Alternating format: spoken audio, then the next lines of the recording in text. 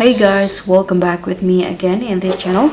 On today's tutorial, I'm going to show you how you can track edits and comments in Google Sheets. So if you're wondering who made the last changes in your Google Sheets, in this guide, I'll show you how you can track edits, view comments, and even restore previous versions. So if you want to view version history, this with feature usually shows all past edits, who made them and when.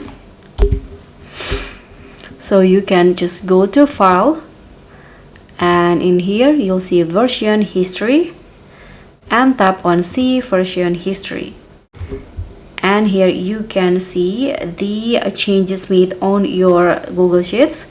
You can use the timeline on the right to explore past versions. You can click on versions to preview or hit on restore these versions to rollback. By clicking on this three dots icon, you can restore the changes. And you can also see cell level history if you want to. You can just right click on any cells, let's say this one, and then after that you can just find the options to show edit history, and you'll see a pop-up with who changed it and what they changed and when. So it's perfect for accountability in shared sheets.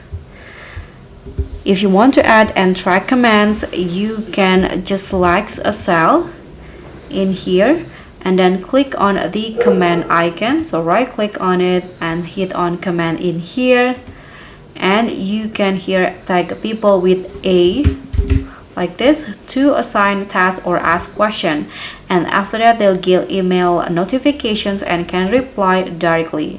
And once resolved, you can mark commands as complete.